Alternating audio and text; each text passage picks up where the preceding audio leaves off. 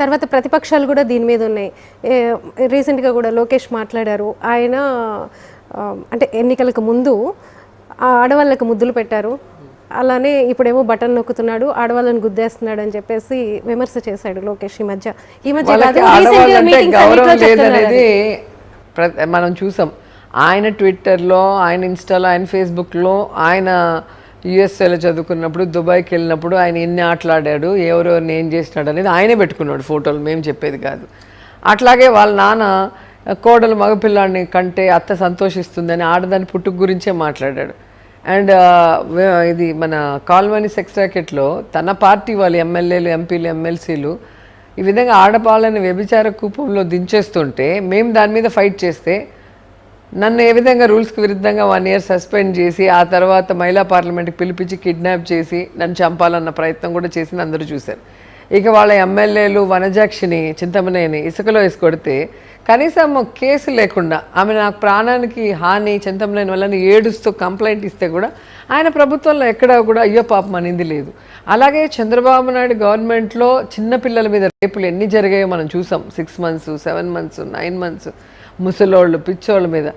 ఆ సాక్షాత్తు వాళ్ళ గవర్నమెంట్లో డీజీపీ సాంబశివరావు గారు చెప్పారు highest crime rate against women అని చెప్పి.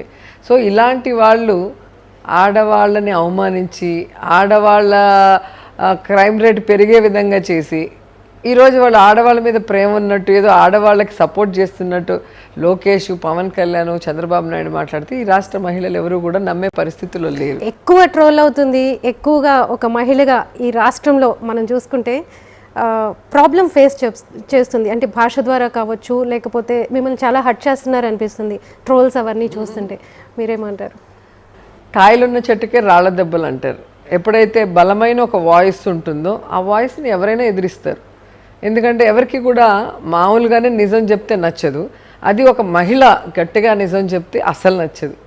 మేల్ డామినేటెడ్ సొసైటీ మనది. మన ఇంట్లో మనకి ఈక్వల్ ప్రయారిటీ ఇవ్వచ్చేమో కానీ సొసైటీ అలాగే ఉంది. ఇంకా ఇంత సూపర్ ఫాస్ట్లో మనం వెళ్తున్నా, ఈరోజు మగవాళ్ళకి ధీటుగా అన్నిట్లో మనం ముందున్నా కూడా ఆ మహిళ అనగానే కొంచెం వాయిస్ రైజ్ చేసినా లేదా సక్సెస్ఫుల్ అయినా కూడా వాళ్ళని హట్ చేయడానికి వాళ్ళ క్యారెక్టర్ బ్యాడ్ అని చెప్పటమో, లేదా ఒక 10 మంది వాళ్ళ గురించి మహిళలతోనే తిట్టించడమో, లేదా ఏదో ఒక రకంగా ఆమెని భయపెట్టి ఇంటికి పంపించాలని ఫుడ్ గురించి దాన్ని మనం పట్టించుకోవాల్సిన అవసరం లేదు. ఇప్పుడు అది నిజమైనప్పుడు మనం ఫీల్ అవ్వాలి, కానీ అది నిజంగా అన్నప్పుడు ఎవరినో జనంలోకి వెళ్తుంది కదా ఒక నెగటివిటీ. జనంలోకి వెళ్ళి జనం నమ్మే పరిస్థితి లేదు కదా. జనం నమ్మేలాగుంటే నేను ఈరోజు ఈ స్థాయిలో ఉండిండు.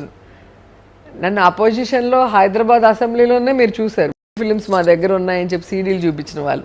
అంటే 10 సార్లు మనం అబద్ధం చెప్తే అది నిజమని ప్రజలు అనుకున్నారు. ఈరోజు ఒక ఆర్టిస్ట్గా నా లైఫ్ ఓపెన్ బుక్, ఒక పొలిటీషియన్గా నా లైఫ్ ఓపెన్ బుక్. మీరు లేని వాటిని ఉన్నట్టుగా ఏదో అబద్ధాలు చెప్పి నా మీద రుద్దాలి అంటే ప్రజలు ఎవరు నమ్మరు. ఎందుకంటే వాళ్ళు నన్ను చూస్తూనే ఉన్నారు. 33 yearsగా చూస్తున్నారు. నేను ఇండస్ట్రీకి వచ్చింది 91, పాలిటిక్స్లో ప్రచారానికి వచ్చింది 98, ప్రత్యక్ష రాజకీయాలకు వచ్చింది 2004. ఇన్ని రోజులు లేనిది ఈరోజు మీరు కొత్తగా ఏదో చెప్తే ఏ మహిళ నమ్మే పరిస్థితి లేదు.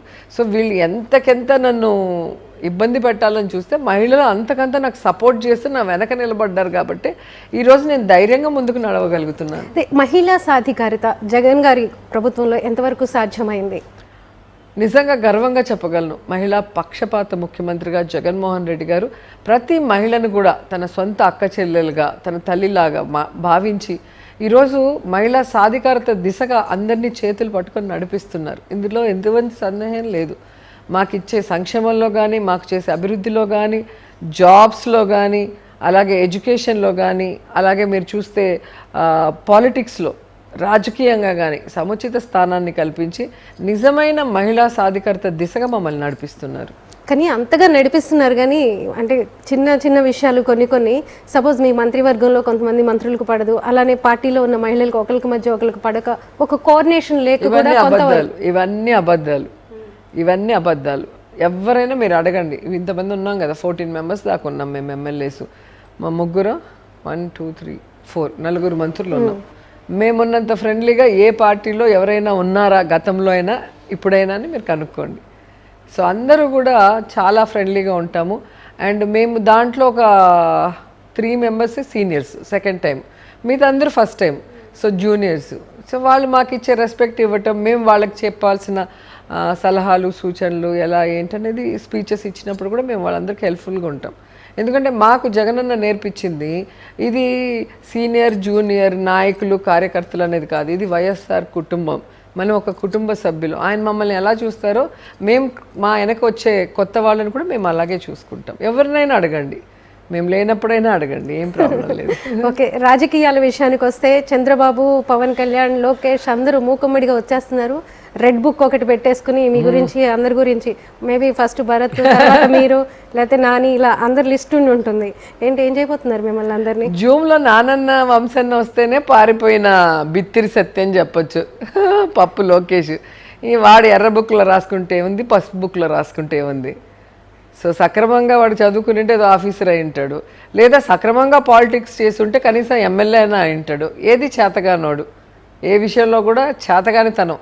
వాళ్ళ నాన్న ముఖ్యమంత్రి అని చెప్పుకొని గతంలో పబ్బం గడుపుకున్నాడే తప్ప ఒక ఎమ్మెల్యే కాదు కదా, వార్డు మెంబర్కి కూడా గెలవలేని లోకేష్ మమ్మల్ని ఏదో చేస్తాడంటే మేము ఇక్కడ భయపడిపోయి తడిసిపోయేది ఎవరికి లేదు.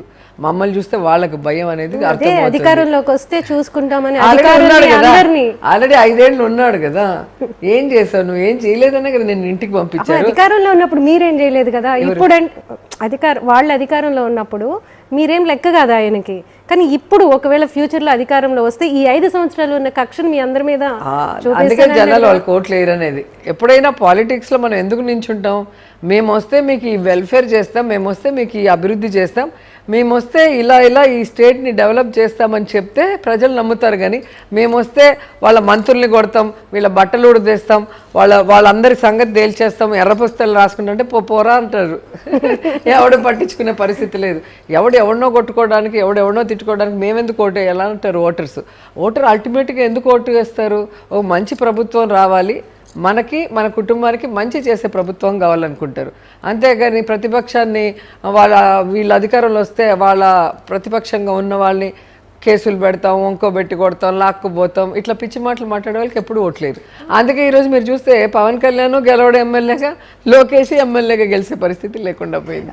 జగన్మోహన్ రెడ్డి మీద ఫస్ట్ లోకేష్ని, తర్వాత పవన్ కళ్యాణ్ని, ఆ తర్వాత షర్మిల్ని, ఇంతమందిని వదిలేరు, ఏమంటారు?